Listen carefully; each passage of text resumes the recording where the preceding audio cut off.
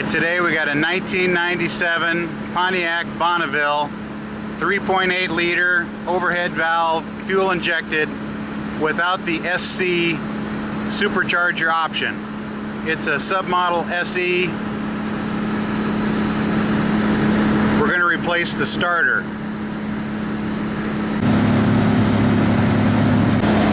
Oh, they hid the hood release up in there.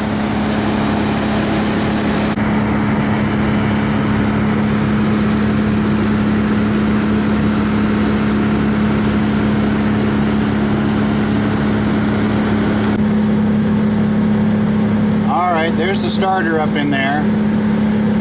When I first looked at this, when it's still on the ground, I thought, boy, am I going to have to take this cross support off, but I think once we get it up in the air, you're going to be able to see that back bolt once we can get our head up under there. This also has a plastic shield up in front. There's 3 small bolts holding that on. We'll have to get those off. I think what I'm going to do is I'm going to try and loosen the 2 electrical connections with it still up in there, and then I'm going to get it loose, pop it down, and then undo them all the way. And then somewhat the reverse when we put it back together. Anytime you do starter work, you're going to want to take that negative terminal off, get it pushed off to the side. You don't want any sparks coming from that positive cable that runs straight down to the starter. It's probably hard to see, there is a dust cover. I don't see any bolts directly holding it on, but it does appear to be underneath this other cover here. So I'm going to take these 2 small bolts out, and then hopefully I'll be able to pry that dust cover going over the starter out of the way. Got this cover popped out of there. That exposes the flywheel. And now we'll try and pry that little dust cover off of the starter. That back bolt is up behind that plastic cover. I need some light up in there to help you see it. It's pretty easy to get up in there and get that starter wire positive cable off. So I just went ahead and did that first. Now we'll do the little solenoid start wire. Alright, for me that was a 13mm nut on the positive cable and an 8mm on the relay start wire. Now you've got good access to this front bolt. That back bolt is covered up by that plastic shield. I thought in some videos there was like 3 little bolts holding that shield on. I can't find 2 of them. One of them is like really hard to get to, crazy up underneath there. So I'm thinking somebody's had this off before. Maybe I can just take those 2 starter bolts out and not remove that plastic shield. I'm going to try that.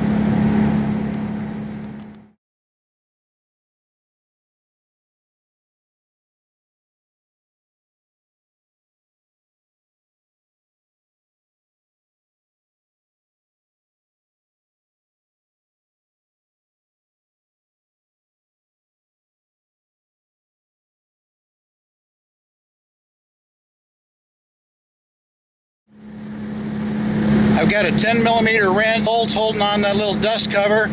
It's not easy to get to, but we'll get that one off and we'll go from there. Okay, one tip. If you're going to take that little 10mm bolt out of there, don't do it with one of these ratcheting wrenches that's non-reversible, because I got it backed out. Now it's pinched in there. The good news is at least it's loose, so eventually I can get that dust cover off and it'll come out, but I got that wrench wedged in there. I can't retighten it because I have to turn it around to do that. So I'm hosed right now. Alright, that little mother plastic piece of gave up quite a battle. There's just apparently 1 bolt holding that in there. Then it's just kind of wedged in. So I finally just grabbed it with a pair of pliers and pulled it out. So that's what it looks like up in there now. And I can get to that front bolt. And I've already got the back bolt out. I just bent that dust shield out of the way, got the back bolt. But if I would have got this dust shield out first, that back bolt would have been exposed and easy to get out. So I've got the wires off and tucked up out of the way. So now we're just going to take this bolt out, pull that starter out of there, get the new one in there. We'll see what a battle it is getting that dust shield back on.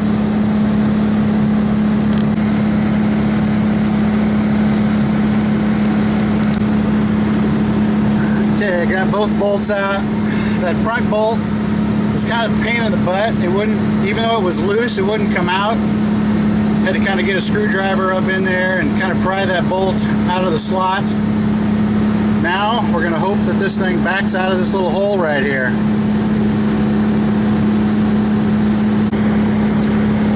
Well, it's a bit of a puzzle, but it does come out of there once you get it oriented the right way. So there's where she came out of. There is an oil pressure sending unit back there. You don't want to get too crazy. Get yourself a towel, rag, something like that, maybe some brake clean, depending on how much grease is there. Get your surfaces cleaned up.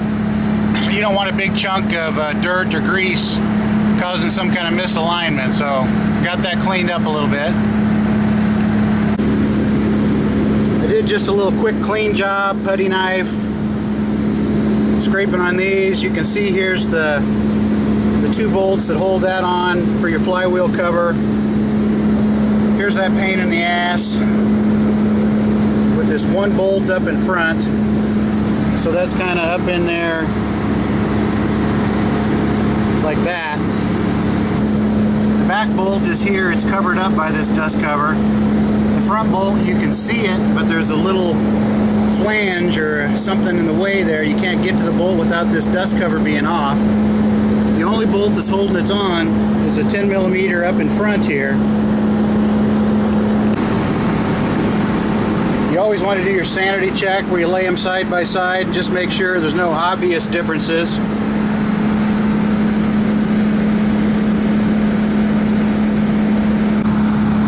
I finally got it back up in there. You would think the trick would be to put the back bolt in first. That seemed logical. You didn't have quite a straight shot onto it, and for some reason I just couldn't get it to go up in there. But what you need to do is get something like a board or a wrench or something under the back here so you can get some leverage and kind of lift that starter up and get it aligned. But the trick for me was I did that, kind of put a board under the back, lifted it up, got that front bolt started a few turns. Then I was able to get that back bolt to push up in there, get that started, got those both tightened down.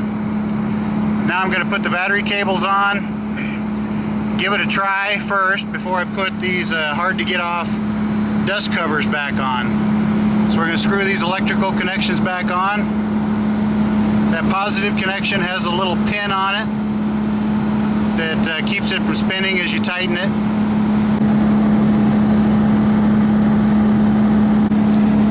You got to be careful. You don't want to get crazy tightening these bolts, especially that little wire. I would use a tiny little wrench and just, go till you don't feel it move anymore, and just a little bit more. Then on that top one, either a small 1/4 inch ratchet or a very small little 13mm wrench.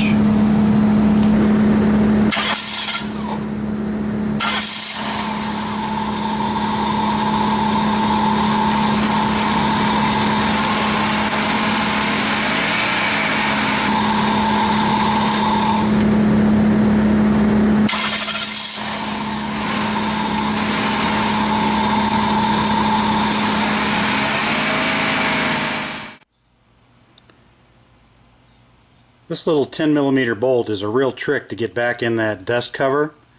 So a couple little tricks. Get yourself like a 6-inch long, 1/4 inch drive, extension with a 10mm socket on there. But the first thing you're going to want to do is you want to get that little dust cover, you want to get it up into place. because it wants to fall down. And if you're trying to fight it, holding it up and trying to get that bolt in there, it's going to be quite a job. So what I would do is get yourself a little stick, cut it to the right length so that you can wedge it up there and push that dust cover into place and hold it still. You could use a stick, a coat hanger. You could probably even put a little silicone on it and kind of glue it up into place to get it to hold there.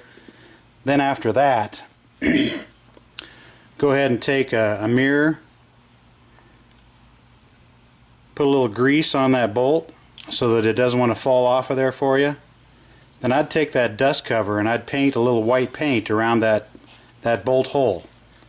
Then get yourself up in there with this mirror, come in at the right angle, try and get the thing started. Once you get it started, you may have to finish it off with a little wrench, but it's a real bear to get that little 10mm bolt back in that dust shield, but it can be done.